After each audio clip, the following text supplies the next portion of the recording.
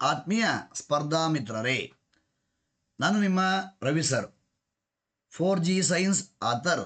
ಸ್ನೇಹಿತರೆ, ಈ ತರಗತಿಯಲ್ಲಿ 3/10/2024 PSIಲಿ ಬಂದಿರುವ ಸೈನ್ಸ್ ಪ್ರಶ್ನೆಗಳನ್ನು ಡಿಸ್ಕಸ್ ಮಾಡ್ತಾ ಹೋಗ್ತೀನಿ. ಯೂಸ್ ಮಾಡ್ಕೊಳ್ಳಿ, ಆಯಿತಾ. ಇಲ್ಲಿ ಹೇಳುವ ಪೇಜ್ ನಂಬರ್ಗಳು, ಇಲ್ಲಿ ಕಾಣುತ್ತಿರುವ PSI, PC ಅಂಡ್ VAO 5ನೇ ಮುದ್ರಣ, ಈ ಒಂದು ಪುಸ್ತಕದ ಪೇಜ್ ನಂಬರ್ಗೆ ಮ್ಯಾಚ್ ಆಗ್ತವೆ. ಈ ಒಂದು ಪುಸ್ತಕ ತಗೊಂಡು ನೀವು ಪೇಜ್ ನಂಬರನ್ನು ಚೆಕ್ ಮಾಡ್ಕೋಬೇಕಾಗತ್ತೆ. ಓಕೆ, ಮೊದಲ ಪ್ರಶ್ನೆ, ಈ ಕೆಳಕಂಡ ಹೇಳಿಕೆಗಳನ್ನು ಪರಿಗಣಿಸಿರಿ. ಹೇಳಿಕೆ 1, ಆಸಿಡ್ ಮಳೆಯಲ್ಲಿ pH 5.6ಕ್ಕಿಂತ ಕಡಿಮೆ ಇರುತ್ತದೆ. ಹೌದು, ಆಮ್ಲ ಮಳೆ ಎಂದಾಗ pH 5.6ಕ್ಕಿಂತ ಕಡಿಮೆ ಇರುತ್ತೆ. ಹೇಳಿಕೆ 2, ಆಸಿಡ್ ಮಳೆಯಲ್ಲಿ ನೈಟ್ರಿಕ್ ಆಮ್ಲ, ಸಲ್ಫ್ಯೂರಿಕ್ ಆಮ್ಲ ನಂತಹ ಆಸಿಡ್ಗಳನ್ನು ಒಳಗೊಂಡಿರುತ್ತದೆ.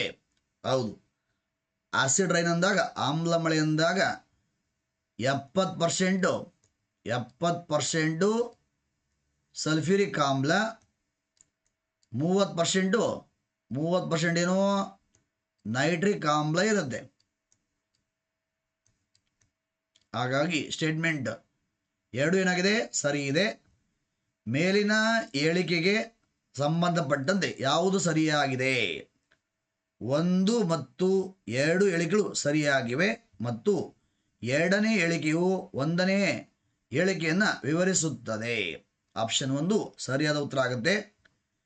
ಈ ಪ್ರಶ್ನೆಗೆ ನೀವು 4G science and technology PSI and VAO ಪುಸ್ತಕ, ಆಯಿತಾ, ಪೇಜ್ ನಂಬರ್ 315 ಗಮನಿಸಿ. ನೋಡಿ, 315, ಆಮ್ಲ ಮಳೆ, ಆಸಿಡ್ ರೈನ್ ಅಂದಾಗ pH 5.6ಕ್ಕಿಂತ ಕಡಿಮೆ ಇರುತ್ತೆ. ಇನ್ನು ಆಮ್ಲ ಮಳೆ ಅಂದಾಗ, ಆಮ್ಲ ಮಳೆ ಇರುವ ಆಮ್ಲಗಳು ಅಂದಾಗ ಸಲ್ಫ್ಯೂರಿಕ್ ಆಮ್ಲ 70%, ನೈಟ್ರಿಕ್ ಆಮ್ಲ 30%. ಹಾಗಾಗಿ 2 ಸ್ಟೇಟ್ಮೆಂಟು ಸರಿ ಇವೆ. ನೆಕ್ಸ್ಟ್ ಪ್ರಶ್ನೆ, ಹೊಂದಿಸಿ. ಈ ಕೆಳಗಿನವು ಹೊಂದಿಸಿ. ಎ ಭಾಗದಲ್ಲಿ ರೋಗ ಕೊಟ್ಟಿದ್ದಾರೆ, ಬಿ ಭಾಗದಲ್ಲಿ ಕೊರತೆ ಕೊಟ್ಟಿದ್ದಾರೆ. ಗಾಯ್ಟರ್ ಬರುವುದು ಅಯೋಡಿನ್ ಕೊರತೆಯಿಂದ, ಆಕ್ರೋಮೆಗಾಲಿ ಬರುವುದು ಬೆಳವಣಿಗೆ ಹಾರ್ಮೋನ್ ಮಿತಿ ಮೀರಿ ಉತ್ಪತ್ತಿಯಾದಾಗ. ಬೆಳವಣಿಗೆ ಹಾರ್ಮೋನ್ ಅಂದರೆ ಬೆಳವಣಿಗೆಯ ರಸದೂತ ಮೀನ್ಸ್ ಹಾರ್ಮೋನ್ ಅಂತ ಹೆಚ್ಚು ಉತ್ಪತ್ತಿಯಾದಾಗ. ಡಯಾಬಿಟಿಸ್ ಇನ್ಬಿಡಿಸ್ ಬರುವುದು ವ್ಯಾಸೋಪ್ರೆಸಿನ್ ಕೊರತೆಯಿಂದ. ಡಯಾಬಿಟಿಸ್ ಮೆಲಿಟಸ್ ಬರುವುದು ಇನ್ಸುಲಿನ್ ಕೊರತೆಯಿಂದ. ಹಾಗಾಗಿ ಆಪ್ಷನ್ 1 ಸರಿಯಾದ ಉತ್ತರ ಆಗುತ್ತೆ. 4G science and technology PSI and VAO ಪುಸ್ತಕ ಪೇಜ್ ನಂಬರ್ 237 ನೀವು ಗಮನಿಸಿ. ನೋಡಿ, ಆಕ್ರೋಮೆಗಾಲಿ ಬೆಳವಣಿಗೆಯ ಹಾರ್ಮೋನ್ನ ಮಿತಿ ಮೀರಿದ ಉತ್ಪತ್ತಿಯಿಂದ ಬರುತ್ತೆ. ಸರಳ ಗಾಯ್ಟರ್ ಅಯೋಡಿನ್ ಕೊರತೆಯಿಂದ ಉಂಟಾಗುತ್ತದೆ. 2 ಆಯಿತು. ಮತ್ತೊಂದು ಇನ್ಸುಲಿನ್ ಕೊರತೆಯಿಂದ ಡಯಾಬಿಟಿಸ್ ಮೆಲ್ಲಿಟಸ್ ಅದರ ಮಧುಮೇಹ ರೋಗ ಬರುತ್ತೆ. 3 ಆಯಿತು. ಮತ್ತೊಂದು ಯಾವುದು? ವ್ಯಾಸೋಪ್ರೆಸಿನಿಂದ ಏನಾಗುತ್ತೆ? ಯಾವ ರೋಗ ಬರುತ್ತೆ? ವ್ಯಾಸೋಪ್ರೆಸಿನ್ ಈ ಒಂದು ಕೊರತೆಯಾದಾಗ ಬರೋ ರೋಗ ಯಾವುದು? Diabetes insipidus. ಆಯಿತಾ, 4ಕ್ಕೂ ಆನ್ಸರ್ ನಿಮಗೆ ಸಿಕ್ತು. ನೆಕ್ಸ್ಟ್ ಪ್ರಶ್ನೆ, ಓರ್ವ ವ್ಯಕ್ತಿಯು ಹಾಗೆ ಹೆಚ್ಚಿನ ಜಾಗೃತಿ ಕಣ್ಣುಗುಡ್ಡೆಗಳ ಹೊರಸೂಸುವಿಕೆ, ಆಯಿತಾ, ಅಂದರೆ ತುರ್ತು ಪರಿಸ್ಥಿತಿ, ಬೆವರುವಿಕೆ, ಆಯಿತಾ, ಅಂದರೆ ನಮ್ಮ ದೇಹ ಯಾವಾಗ ಎಮರ್ಜೆನ್ಸಿಗೆ ಸಿಗಾಕೊಳ್ಳುತ್ತೋ ಅವಾಗ ನಮಗೆ ಭಯ ಆಗುತ್ತೆ, ಆಯ್ತಾ. ವಿಪರೀತ ಬೆವರ್ತೀವಿ, ವಿಪರೀತ ಬೆವರ್ತೀವಿ ನೋಡಿ, ಬೆವರುವಿಕೆ ಆಯ್ತಾ. ಈ ಸಮಯದಲ್ಲಿ ಅಂದರೆ ನಮ್ಮ ದೇಹವು ತುರ್ತು ಪರಿಸ್ಥಿತಿಗೆ,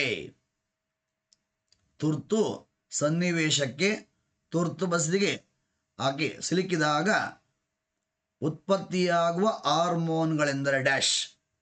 ಆಪ್ಷನ್ 4 ಸರಿಯಾದ ಉತ್ತರ ಆಗುತ್ತೆ. ಅಡ್ರಿಲಿನ್ ಮತ್ತು ನಾರ್ ಅಡ್ರಿಲಿನ್. ಅಡ್ರಿಲಿನ್ ಮತ್ತು ನಾರ್ ಅಡ್ರಿಲಿನ್, ಮುಖ್ಯವಾಗಿ ಅಡ್ರಿನಲಿನ್, ಸ್ವಲ್ಪ ಮಟ್ಟಿಗೆ ನಾರ್ ಅಡ್ರಿನಲಿನ್. ಓಕೆ, ಹಾಗಾಗಿ ಈ ಹಾರ್ಮೋನ್ಗೆ ನಾವು ಅಡ್ರಿನಲಿನ್ ಹಾರ್ಮೋನ್ಗೆ ಮಾನವನ ದೇಹದ ತುರ್ತುಪಸ್ಥಿತಿ ಹಾರ್ಮೋನ್ ಅಂತೀವಿ. Emergency hormone of human body ಅಂತ ಹೇಳ್ತಾರೆ ನೋಡಿ. ಪೇಜ್ ನಂಬರ್ 236 ನೋಡಿ. ನೋಡಿ, ಅಡ್ರಿನಲಿನ್, ನಾರ್ ಅಡ್ರಿನಲಿನ್, ಮುಖ್ಯವಾಗಿ ಅಡ್ರಿನಲಿನ್ ತುರ್ತು ಪರಿಸ್ಥಿತಿಯಲ್ಲಿ ಹೆಚ್ಚಿನ ಪ್ರಮಾಣದಲ್ಲಿ ಉತ್ಪತ್ತಿಯಾಗುತ್ತದೆ. ನಮ್ಮ ದೇಹವು ತುರ್ತು ಪರಿಸ್ಥಿತಿಗೆ ಸಿಗಾಕೊಂಡಾಗ ನಮಗೆ ಭಯ ಆಗ್ಬೋದು, ತುಂಬ ಕೋಪ ಬರ್ಬೋದು, ವಿಪರೀತ ಬೆವರ್ತೀವಿ, ಕಣ್ಣುಗುಡ್ಡೆಗಳನ್ನು ದಪ್ಪ ದಪ್ಪ ಬಿಡ್ತೀವಿ. ಈ ಥರ ಆ ತುರ್ತು ಪರಿಸ್ಥಿತಿಯ ವಿರುದ್ಧ ಹೋರಾಡಲು ನಮ್ಮ ದೇಹವನ್ನು ಸಜ್ಜು ಮಾಡುವ ಹಾರ್ಮೋನ್ ಯಾವುದು? ಅಡ್ರಿನಲಿನ್. ಹಾಗಾಗಿ ಇದಕ್ಕೆ ನಾವು ಮಾನವನ ದೇಹದ ತುರ್ತು ಪರಿಸ್ಥಿತಿ ಹಾರ್ಮೋನ್ ಅಂತ ಕರೀತೀವಿ, ನೆನಪಿರಲಿ. ನೆಕ್ಸ್ಟ್ ಪ್ರಶ್ನೆ, ಮಾಲಿನ್ಯ ಕಡಿಮೆ ಮಾಡಲು ಶಾಖೋತ್ಪನ್ನ ವಿದ್ಯುತ್ ಸ್ಥಾವರದ ನಿಷ್ಕಾಶದಿಂದ ಕಣರೂಪಿ ವಸ್ತುಗಳನ್ನು ತೆಗೆದುಹಾಕಲು ಈ ಕೆಳಗಿನವುಗಳಲ್ಲಿ ಯಾವುದನ್ನು ಉಪಯೋಗಿಸಬಹುದಾಗಿದೆ? ಸರಿಯಾದ ಉತ್ತರ ಆಪ್ಷನ್ 3 ಆಗುತ್ತೆ. ಸ್ಥಾಯಿ ವಿದ್ಯುತ್ ಒತ್ತಾರಕ, ಎಲೆಕ್ಟ್ರೋಸ್ಟಾಟಿಕ್ ಪ್ರೆಸಿಪಿಟೇಟರ್ ನೋಡಿ. 4G science and technology page number 219 ಗಮನಿಸಿ, ನೇರವಾಗಿದೆ ನೋಡಿ. ಉಷ್ಣ ವಿದ್ಯುತ್ ಸ್ಥಾವರದಿಂದ ಹೊರಸೂಸುವ ನಿಷ್ಕಾಶದಲ್ಲಿ ಇರುವ ಕಣಗಳ ವಸ್ತುವನ್ನು ತೆಗೆದುಹಾಕಲು ಏನನ್ಸರು? ಎಲೆಕ್ಟ್ರೋಸ್ಟಾಟಿಕ್ ಪ್ರೆಸಿಪಿಟೇಟರ್. ಓಕೆ, ನೇರವಾಗಿ ಇದೆ. ನೆಕ್ಸ್ಟ್ ಪ್ರಶ್ನೆ, ನೀರಿನ ಘನೀಕರಣ ಬಿಂದು, ಕುದಿಯುವ ಬಿಂದು ಬೇರೆ ಬೇರೆ ತಾಪಮಾನ ಮಾಪನಗಳಲ್ಲಿ ಕೆಳಕಂಡಂತಿವೆ ನೋಡಿ. ಎ ಭಾಗದಲ್ಲಿ ತಾಪಮಾನ ಮಾಪನ ಕೊಟ್ಟಿದ್ದಾರೆ, ಘನೀಕರಣ ಬಿಂದು ಕೊಟ್ಟವರೆ, ಕುದಿಯುವ ಬಿಂದು ಕೊಟ್ಟಿದ್ದಾರೆ. ಇಲ್ಲಿ ಸೆಲ್ಸಿಯಸ್ ಸ್ಕೇಲಲ್ಲಿ ಸೆಲ್ಸಿಯಸ್ ಸ್ಕೇಲಲ್ಲಿ ಘನೀಕರಣ ಬಿಂದು ಎಷ್ಟು? 0 ಡಿಗ್ರಿ ಸೆಲ್ಸಿಯಸ್ ಸರಿ ಇದೆ. ಕುದಿಯುವ ಬಿಂದು 100 ಡಿಗ್ರಿ ಸೆಲ್ಸಿಯಸ್, ಹಾಗಾಗಿ ಎ ಸರಿ ಇದೆ. ಇನ್ನು ಬಿ ಫ್ಯಾರನೈಟ್ ಮಾಪನದಲ್ಲಿ ಘನೀಕರಣ ಬಿಂದು 32F ಸರಿ ಇದೆ. ಕುದಿಯುವ ಬಿಂದು 222F ಕೊಟ್ಟಿದ್ದಾರೆ, ತಪ್ಪಿದೆ. ಎಷ್ಟು ಬರಬೇಕು? 212 ಬರಬೇಕಿಲ್ಲಿ. 212F ಬರಬೇಕಾಗಿತ್ತು, 222 ಬಂದಿದೆ, ಹಾಗಾಗಿ ಬಿ ಸರಿ ಇಲ್ಲ. ಇನ್ನು ಕೆಲ್ವಿನ್ ಮಾಪನ ಅಂದಾಗ ಘನೀಕರಣ ಬಿಂದು 273 ಸರಿ ಇದೆ, ಕುದಿಯುವ ಬಿಂದು 373 ಸರಿ ಇದೆ, ಹಾಗಾಗಿ ಸಿ ಸರಿ ಇದೆ. ಹಾಗಾಗಿ ನೀರಿನ ಘನೀಕರಣ ಬಿಂದು ಮತ್ತು ಕುದಿಯುವ ಬಿಂದು ಹೊಂದಿರುವ ಸರಿಯಾದ ತಾಪಮಾನ ಮಾಪನಗಳು ಎ ಮತ್ತು ಸಿ ಸರಿಯಾಗಿವೆ. 4G science and technology PSI and VAO ಪುಸ್ತಕ, PSI ಅಂಡ್ VAO ಪುಸ್ತಕ ಪೇಜ್ ನಂಬರ್ 41 ನೋಡಿ.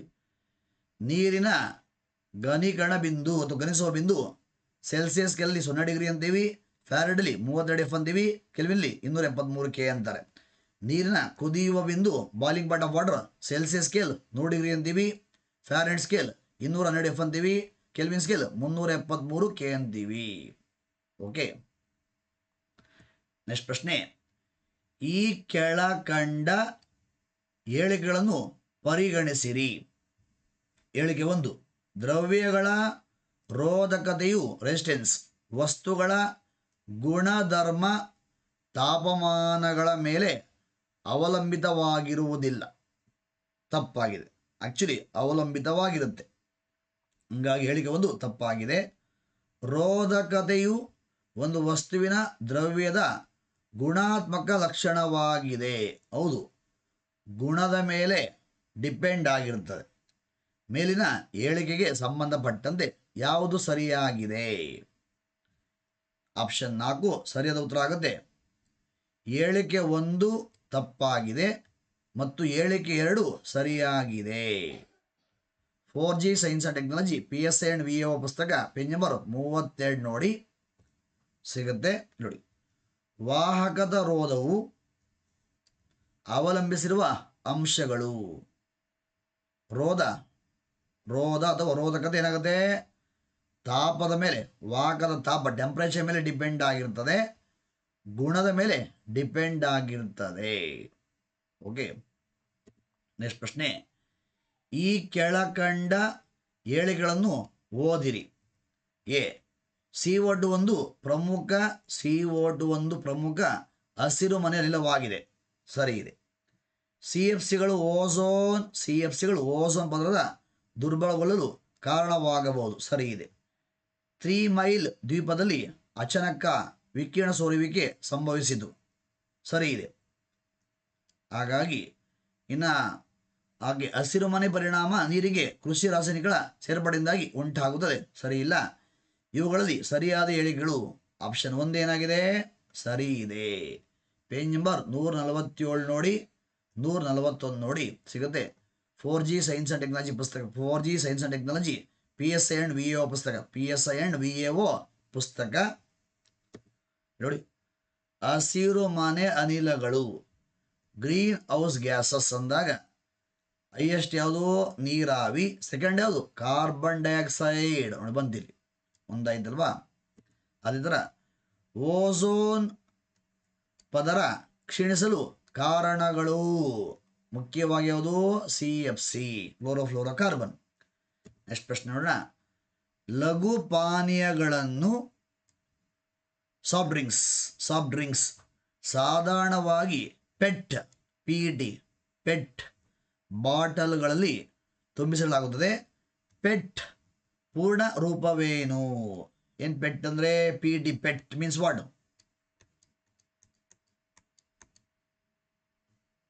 P ಮೀನ್ಸ್ ಪಾಲಿ ಅಂತ, E ಮೀನ್ಸ್ ಎಥಲೀನ್ ಅಂತ, T ಮೀನ್ಸ್ ಟೆರಾಪ್ತಲೈಟ್. ಹಾಗಾಗಿ ಆಪ್ಷನ್ 1 ಸರಿಯಾದ ಉತ್ತರ ಆಗುತ್ತೆ. ಪೇಜ್ ನಂಬರ್ 279 ನೋಡಿ, ಸಿಗುತ್ತೆ. ಪೇಜ್ ನಂಬರ್ 279 ಗಮನಿಸಿ, ಸಿಗುತ್ತೆ ನೋಡಿರಿ. ಪೆಟ್ ಆಯ್ತಾ? ಪಾಲಿ ಇಥಲೀನ್ ಟೆರಾಪ್ತಲೇಟ್ ಫುಲ್ ಫಾರ್ಮ್ ಆಯ್ತಾ? ಬಾಟಲ್ಗಳು ಪ್ರಮುಖವಾಗಿ ಇಲ್ಲಿ ಯೂಸ್ ಮಾಡ್ತೀವಿ. ಬಾಟಲ್ಗಳ ತಯಾರಿಕೆಯಲ್ಲಿ ಅತಿ ಹೆಚ್ಚು ಬಳಸ್ತಾರೆ. ನೆಕ್ಸ್ಟ್ ಪ್ರಶ್ನೆ. ಈ ಕೆಳಕಂಡ ಹೇಳಿಕೆಗಳನ್ನು ಪರಿಗಣಿಸಿ. ಒಂದು ವಸ್ತುವನ್ನು ಮತ್ತೊಂದು ವಸ್ತುವಿನ ಮೇಲೆ ಜಾರಿಸು, ಸ್ಲೈಡ್. ಉದಕ್ಕಿಂತ ಉರುಳಿಸು, ರೋಲ್. ಉರುಳಿಸುವುದು ಹಾಗೆ ಸದಾ ಸುಲಭ. ಹೌದು, ವಸ್ತುಗಳನ್ನು ನಾವು ಎಳೆಯುವುದಕ್ಕಿಂತ ಉರುಳಿಸುವುದು ಸುಲಭ. ಹೇಳಿಕೆ 2. ಉರುಳಿಸುವಿಕೆಯು ಘರ್ಷಣೆಯು ಜಾರಿಸುವಿಕೆಯ ಘರ್ಷಣೆಗಿಂತ ಹಾಗೆ ಸಣ್ಣದಾಗಿರುತ್ತದೆ. ಹೌದು, ವಸ್ತುಗಳನ್ನು ನಾವು ಉರುಳಿಸಿದಾಗ ಘರ್ಷಣೆ ಕಡಿಮೆ ಇರ್ತದೆ, ಹಾಗೆ ಎಳೆಯುವುದಕ್ಕಿಂತ ಅಥವಾ ಜಾರಿಸುವಿಕೆಗಿಂತ ಅಂದರೆ ಎಳೆಯುವುದಕ್ಕಿಂತ ಉರುಳಿಸಿದಾಗ ಫ್ರಿಕ್ಷನ್, ಘರ್ಷಣೆ ಏನಾಗುತ್ತೆ? ಕಡಿಮೆ ಆಗುತ್ತೆ. ಮೇಲಿನ ಹೇಳಿಕೆಗೆ ಸಂಬಂಧಿಸಿದಂತೆ ಸರಿಯಾದ ಆಯ್ಕೆಯನ್ನು ಆರಿಸಿ. ಆಪ್ಷನ್ 4 2 ಹೇಳಿಕೆಗಳು ಸರಿಯಾಗಿವೆ. 4G science and technology PSI and VAO ಪುಸ್ತಕ ಪೇಜ್ ನಂಬರ್ 73 ಗಮನಿಸಿ ನೋಡಿ. ಜಾರುವಿಕೆಯಿಂದ ಉರುಳುವಿಕೆಗೆ ಬದಲಾಯಿಸಿ ಘರ್ಷಣೆ ಕಡಿಮೆ ಮಾಡಬಹುದು. ಉರುಳುವಿಕೆಯು ಘರ್ಷಣೆಯನ್ನು ಕಡಿಮೆ ಮಾಡುತ್ತದೆ. ಉರುಳು ಘರ್ಷಣೆಯು ಜಾರು ಘರ್ಷಣೆಗಿಂತ ಕಡಿಮೆ ಇರುವುದರಿಂದ ಬಹುತೇಕ ಯಂತ್ರಗಳಲ್ಲಿ ಜಾರುವಿಕೆಗೆ ಬದಲಾಗಿ ಬಾಲ್ ಬೇರಿಂಗ್ಗಳನ್ನು ಬಳಸಿ ವಸ್ತುಗಳನ್ನು ಉರುಳಿಸಬಹುದು.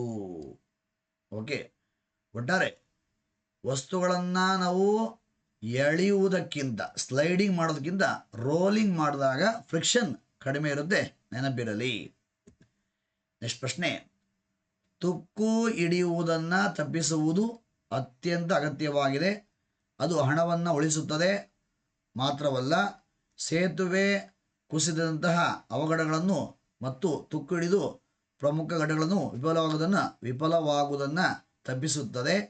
ಲೋಹ ತುಕ್ಕು ಹಿಡಿಯುವುದನ್ನು ತಪ್ಪಿಸಲು ಈ ಕೆಳಗಂಡ ಮಾರ್ಗ ಸರಿಯಲ್ಲ. ಈ ಕೆಳಗಂಡ ಯಾವ ಮಾರ್ಗ ಸರಿಯಲ್ಲ? 1. ಲೋಹದ ಮೇಲ್ಮೈಗೆ ಪೂರ್ಣವಾಗಿ ಪೇಂಟ್ ಬಳಿಯುವುದು ಸರಿ ಇದೆ. ಪೇಂಟ್ ಬೆಳೆಯೋದ್ರಿಂದ, ಬಣ್ಣವನ್ನು ಬಳಿಯೋದ್ರಿಂದ ತುಕ್ಕಿಡಿಯಲ್ಲ ಲೋಹಗಳು, ಸರಿ ಇದೆ. ಲೋಹದ ಮೇಲ್ಮೈಯನ್ನು ಸತುವಿನಂತಹ ಇತರ ಲೋಹಗಳಿಂದ ಆವರಿಸುವುದು, ಹೌದು. ಕಬ್ಬಿಣ ತುಕ್ಕಿಡಿಬಾರದು ಅಂತ ಸತುವಿನ ಲೇಪನ ಮಾಡ್ತಾರೆ. ಕಬ್ಬಿಣ ಸೂತ್ರಕ್ಕೆ ತುಕ್ಕಿಡಿಬಾರದು, ಮುಖ್ಯವಾಗಿ ಸತುವಿನ ಲೇಪನ ಮಾಡ್ತಾರೆ. ಇನ್ನು 3. ಕಲಾಯಿ ಹಾಕುವುದು ಅದು ಸರಿ ಇದೆ. 4. ಲೋಹವನ್ನು ಆಸಿಡ್ ಯುಕ್ತ ನೀರಲ್ಲಿ ಇರಿಸುವುದು, ಇದು ಸರಿ ಇಲ್ಲ. ಈ ಒಂದು ವಿಧಾನ ಮೂಲಕ ಕಬ್ಬಿಣ ತುಕ್ಕು ಹಿಡಿಯುವುದನ್ನು ನಾವು ತಡೆಯೋದಕ್ಕೆ ಸಾಧ್ಯ ಇಲ್ಲ. ಹಾಗಾಗಿ ಸ್ಟೇಟ್ಮೆಂಟ್ 4 ಏನಾಗಿದೆ? ಸರಿ ಇಲ್ಲ, ಸರಿಯಾದ ಮಾರ್ಗ ಅಲ್ಲ. ತುಕ್ಕನ್ನು ರಕ್ಷಿಸಲು, ಕಬ್ಬಿಣಕ್ಕೆ ಲೋಹಗಳು ತುಕ್ಕಿಡಿಯುವುದನ್ನು ತಡೆಯಲು. ನೋಡಿ ಪೇಜ್ ನಂಬರ್ 91 ನೋಡಿ. ಪೇಜ್ ನಂಬರ್ 91 ಗಮನಿಸಿ ನೋಡಿ. ತುಕ್ಕು ಹಿಡಿಯುವಿಕೆಯನ್ನು ನಿವಾರಿಸುವ ವಿಧಾನಗಳು: ಬಣ್ಣಗಳ ಲೇಪನ, ಕಲಾಯಿ, ಸತುವಿನ ಲೇಪನ, ಕ್ರೋಮಿಯಂ ಲೇಪನ, ಕ್ರೋಮಿಯಂನ ಸೇರಿಸುವುದು, ಸತುವಿನ ಲೇಪನ, ಇದಕ್ಕೆ ನಾವು ಗಾಲ್ವನೀಕರಣ ಅಂತೀವಿ. ಆಯ್ತಾ? ಈ ಎಲ್ಲ ವಿಧಾನಗಳ ಮೂಲಕ ಕಬ್ಬಿಣ ತುಕ್ಕಿಡಿಯುವುದನ್ನು ತಡಿಬಹುದು. ಓಕೆ, ನೆಕ್ಸ್ಟ್ ಪ್ರಶ್ನೆ, ಸಮಶೀತೋಷ್ಣ ಹುಲ್ಲುಗಾವಲಿಗೆ ಸಂಬಂಧಿಸಿದಂತೆ ಕೆಳಗಂಡ ಆಯ್ಕೆಗಳಿಂದ ಸರಿಯಾದ ಉತ್ತರವನ್ನು ಆರಿಸಿ. ಆಪ್ಷನ್ 3 ಸರಿಯಾದ ಉತ್ತರ ಆಗುತ್ತೆ. ಇಲ್ಲಿ ಆಪ್ಷನ್ 3 ಬಿ ಮಾತ್ರ ಸರಿ. ಅಂದ್ರೇನು? ಪಾಂಪಾಸ್ ಪ್ರೈರಿ ಡೌನ್, ಪಾಂಪಾಸ್ ಪ್ರೈರಿ ಡೌನ್ ಸರಿಯಾದ ಆನ್ಸರ್ ಆಗುತ್ತೆ. ಹಾಗಾಗಿ ಆಪ್ಷನ್ 3 ಬಿ ಮಾತ್ರ ಸರಿ. 4G science and technology PSV ಪುಸ್ತಕ ಪೇಜ್ ನಂಬರ್ ಎಷ್ಟು? 316 ನೋಡಿ. ಪ್ರೈರಿ, ಸಮಶೀತೋಷ್ಣ ಅಂದಾಗ ಪ್ರೈರಿ, ಪಾಂಪಾಸ್ ಅಂಡ್ ಡೌನ್ಸ್. ನೆಕ್ಸ್ಟ್ ಪ್ರಶ್ನೆ, ಸಮತಲ ದರ್ಪಣದಲ್ಲಿ ಪ್ಲೇನ್ ಮಿರರ್ ಬೆಳಕಿನ ಪ್ರತಿಫಲನಕ್ಕೆ ಸಂಬಂಧಿಸಿದಂತೆ ಇಲ್ಲಿ 3 ಎಳೆಗಳನ್ನು ನೀಡಲಾಗಿದೆ. ಒಂದು ಸಮತಲ ದರ್ಪಣದಲ್ಲಿ ಬೆಳಕಿನ ಪ್ರತಿಫಲನವು ಅಸಮರ್ಪಕ ಪ್ರತಿಫಲನಕ್ಕೆ ಉದಾಹರಣೆಯಾಗಿದೆ. ತಪ್ಪು. ಸಮತಲ ದರ್ಪಣವು ಒಂದು ವಸ್ತುವಿನ ಏಕ ಪ್ರತಿಬಿಂಬವನ್ನು ಮೂಡಿಸುತ್ತದೆ. ಹೌದು. ವಸ್ತು ಹಿಂಗಿರುತ್ತೋ ಇಮೇಜು ಹಂಗಿರುತ್ತೆ, ವಸ್ತು ಹೆಂಗಿರುತ್ತೋ ಇಮೇಜು ಹಂಗೇ ಇರುತ್ತೆ, ಯಾವುದೇ ವ್ಯತ್ಯಾಸ ಆಗೋದಿಲ್ಲ. ಜೊತೆಗೆ ಇಮೇಜಿನದಲ್ಲಿ ಇರುವ ಇಮೇಜು ಏಕ ಪ್ರತಿಬಿಂಬ ಆಗಿರುತ್ತದೆ. ಓಕೆ, ಇನ್ನು ಮತ್ತೊಂದು, 2 ಸಮತಲ ದರ್ಪಣಗಳ ನಡುವಿನ ಕೋನವನ್ನು ಬದಲಾಯಿಸುವುದರಿಂದ ಒಂದು ವಸ್ತುವಿನ ಬಹುಸಂಖ್ಯೆಯ ಪ್ರತಿಬಿಂಬಗಳನ್ನು ಪಡೆಯಬಹುದು. ಹೌದು. ಹಾಗಾಗಿ ಆಪ್ಷನ್ 2 ಸರಿ ಇದೆ. ಹೇಳಿಕೆ 1 ತಪ್ಪಾಗಿದೆ. ಆದರೆ 2 ಮತ್ತು 3 ಸರಿ ಇವೆ. 1 ತಪ್ಪಾಗಿದೆ, 2 ಮತ್ತು 3 ಏನಾಗಿದ್ದಾವೆ? ಸರಿ ಇದ್ದಾವೆ. ಹಾಗಾಗಿ ಆಪ್ಷನ್ 2 ಸರಿ ಉತ್ತರ. 4G science and technology page number 4G science and technology PSV ಪುಸ್ತಕ ಪೇಜ್ ನಂಬರ್ 18 ನೋಡಿ. ಸಮತಲ ಕನ್ನಡಿಯಲ್ಲಿ ದೊರೆಯುವ ಪ್ರತಿಬಿಂಬವು ವಾಸ್ತವಾಭ್ಯಾಸ, ಅಂದರೆ ಆಬ್ಜೆಕ್ಟ್ ಹೆಂಗಿರ್ತದೋ ಇಮೇಜು ಹಂಗೆ ಇರುತ್ತೆ. ಆಯ್ತಾ? ಜೊತೆಗೆ ನೋಡಿ, ಸಮತಲ ದರ್ಪಣಗಳನ್ನು ವಿವಿಧ ಕೋನಗಳಲ್ಲಿ ಜೋಡಿಸಿದಾಗ ಉಂಟಾಗುವ ಪ್ರತಿಬಿಂಬಗಳ ಸಂಖ್ಯೆ 180 ಡಿಗ್ರಿ ಜೋಡಿಸಿದಾಗ ಏನಾಗುತ್ತೆ? 2 ಸಮತಲ ದರ್ಪಣಗಳನ್ನು 180 ಡಿಗ್ರಿ ಇಟ್ಟಾಗ ಒಂದು ಇಮೇಜ್ ಬರುತ್ತೆ. 90 ಡಿಗ್ರಿ ತೊಗೊಂಡೋದ್ರೆ 90 ಡಿಗ್ರಿ ಇಟ್ಟಾಗ 2 ಸಮತಲ ದರ್ಪಣಗಳನ್ನು 90 ಡಿಗ್ರಿ ಇಟ್ಟು ಅವುಗಳ ಮಧ್ಯೆ ಒಂದು ಗೊಂಬೆನೋ ಅಥವಾ ಕ್ಯಾಂಡಲ್ ಇಟ್ಟಾಗ ಎಷ್ಟು ಗೊಂಬೆ ಕಾಣ್ತವೆ? 3 ಗೊಂಬೆ ಕಾಣ್ತವೆ. 2 ಸಮತಲ ದರ್ಪಣಗಳನ್ನು ಹಾಗೆ 2 ಸಮತಲ ದರ್ಪಣಗಳ ನಡುವಿನ ಕೋನವನ್ನು 60 ಡಿಗ್ರಿಲಿ ಅರೇಂಜ್ ಮಾಡಿದಾಗ 5 ಇಮೇಜ್ ಬರುತ್ತೆ. 5 ಇಮೇಜ್ ಕಾಣಿಸ್ತವೆ. 30 ಡಿಗ್ರಿ ಅಂದಾಗ 11 ಇಮೇಜ್ ಕಾಣಿಸ್ತವೆ. 15 ಡಿಗ್ರಿ ಅಂದಾಗ 23 ಇಮೇಜ್ ಕಾಣ್ತವೆ. ಹಾಗಾಗಿ ಸಮತಲ ದರ್ಪಣಗಳನ್ನು ವಿವಿಧ ಕೋನಗಳಲ್ಲಿ ಜೋಡಿಸಿ ನಾವು ಹೆಚ್ಚಿನ ಸಂಖ್ಯೆಯ ಬಹುಸಂಖ್ಯೆಯ ಪ್ರತಿಬಿಂಬಗಳನ್ನು ಪಡೆಯಬಹುದು. ಓಕೆನಾ? ನೆಕ್ಸ್ಟು ಮತ್ತೊಂದು ಪ್ರಶ್ನೆ. ಮರ ವಿಜ್ಞಾನ ಮತ್ತು ತಂತ್ರಜ್ಞಾನ ಸಂಸ್ಥೆ ಎಲ್ಲಿ ಬರುತ್ತೆ? ಬೆಂಗಳೂರಲ್ಲಿ ಕಂಡು ಬರುತ್ತೆ, ನೆನಪಿರಲಿ. ಇನ್ನು ಹಾಗೆ ಕರ್ನಾಟಕ ಅಂದಾಗ ಕರ್ನಾಟಕದಲ್ಲಿ ಹಾಗೆ ಸೌರ ವಿದ್ಯುತ್ ಸ್ಥಾವರ ಎಲ್ಲಿ ಕಂಡು ಬರುತ್ತೆ? ಪಾವಗಡದಲ್ಲಿ ಕಂಡು ಬರುತ್ತೆ. ಪಾವಗಡ, ತುಮಕೂರು ಜಿಲ್ಲೆಯ ಪಾವಗಡ ಸೋಲಾರ್ ಪ್ಲಾಂಟ್ ಬರೋದಲ್ಲಿ ಯಾವ ಸ್ಟೇಟಲ್ಲಿ? ಕರ್ನಾಟಕದಲ್ಲಿ, ನೆನಪಿರಲಿ. ಸೌರ ವಿದ್ಯುತ್ ಸ್ಥಾವರಗಳು ಕರ್ನಾಟಕ ಅಂದಾಗ ತುಂಬ ಫೇಮಸ್ ಯಾವುದು? ಪಾವಗಡ, ತುಮಕೂರು ಜಿಲ್ಲೆ. ಅದೇ ಥರ ರಾಷ್ಟ್ರೀಯ ಉದ್ಯಾನವನಗಳಂದಾಗ ಬಂಡೀಪುರ ಯಾವ ಜಿಲ್ಲೆ? ಚಾಮರಾಜನಗರ. ಬನ್ನೇರುಘಟ್ಟ ಬೆಂಗಳೂರು. ಕುದುರೆಮುಖ ಚಿಕ್ಕಮಗಳೂರು. ಓಕೆ. ಇನ್ನು ಭೂಮಿಯ ಆಂತರಿಕ ರಚನೆಯಿಂದಾಗ ಫಸ್ಟ್ ಯಾವುದು? ತೊಗಟೆ. ನೆಕ್ಸ್ಟು ಮ್ಯಾಂಟಲ್, ಆಮೇಲೆ ಹೊರಗರ್ಭ, ಆಮೇಲೆ ಒಳಗರ್ಭ. ಇದು ಸರಿಯಾದ ಕ್ರಮ. ಇನ್ನು ನೋಡಿ, ಆಲ್ರೆಡಿ ಹೇಳಿದೆ ನಾನು, ನೀರಿನ ಘನಿಸುವ ಬಂದು ಸೆಲ್ಸಿಯಸ್ ಸ್ಕೇಲಲ್ಲಿ 0 ಡಿಗ್ರಿ ಅಂತೀವಿ, ಫ್ಯಾರೆನ್ಹೀಟ್ ಸ್ಕೇಲಲ್ಲಿ 32 F ಅಂತೀವಿ, ಕೆಲ್ವಿನ್ ಸ್ಕೇಲಲ್ಲಿ 273 K ಅಂತೀವಿ. ನೀರಿನ ಕುದಿಯುವ ಬಿಂದು ಸೆಲ್ಸಿಯಸ್ ಸ್ಕೇಲಲ್ಲಿ ಎಷ್ಟು? 100 ಡಿಗ್ರಿ ಸೆಲ್ಸಿಯಸ್ಸು. ಫ್ಯಾರೆನ್ಹೀಟ್ ಸ್ಕೇಲಲ್ಲಿ 212 F ಅಂತೀವಿ, ಕೆಲ್ವಿನ್ ಸ್ಕೇಲಲ್ಲಿ 373 K ಅಂತ ಹೇಳ್ತೀವಿ. ಓಕೆನಾ? ಇನ್ನು ಆರ್ಯಭಟ ಒಬ್ಬರು ಪ್ರಸಿದ್ಧ ಭಾರತದ ಖಗೋಳ ಶಾಸ್ತ್ರಜ್ಞ. ಇವ್ರು ಏನು ಮಾಡ್ತಾರೆ? ಓಕೆ, ಮೀನ್ಸ್ ಭೂಮಿಯು ತನ್ನ ಅಕ್ಷ ಸುತ್ತ ತಿರುಗುತ್ತಾ ಸೂರ್ಯನ ಸುತ್ತ ತಿರುಗುತ್ತಿದ್ದಳಿ ತಿಳಿಸ್ಕೊಟ್ಟ ವಿಜ್ಞಾನಿ ಯಾರು? ಆರ್ಯಭಟ. ಇವರು ಪ್ರಸಿದ್ಧ ಭಾರತದ ಖಗೋಳ ಶಾಸ್ತ್ರಜ್ಞ, ನೆನಪಿರಲಿ. ಇದು ಸ್ನೇಹಿತರೆ, ಪ್ರತಿ ಎಕ್ಸಾಮ್ ಆದಾಗ ಪೇಜ್ ನಂಬರ್ ಸಮೇತ ಸಾಕ್ಷಿ ಕೊಡುತ್ತಾ ಬಂದಿರುವ ಪುಸ್ತಕಗಳು 4G ಸೈನ್ಸ್ ಆ್ಯಂಡ್ ಟೆಕ್ನಾಲಜಿ ಪುಸ್ತಕಗಳು. ಆಯಿತಾ? ಇಲ್ಲಿ ನೋಡಿ, ಇವು ಸಂಪೂರ್ಣ NCERT ಆಧಾರಿತ 6th ಇಂದ 12th NCERT ಬುಕ್ಗಳ ಮೇಲೆ ರಚನೆಯಾಗಿದೆ.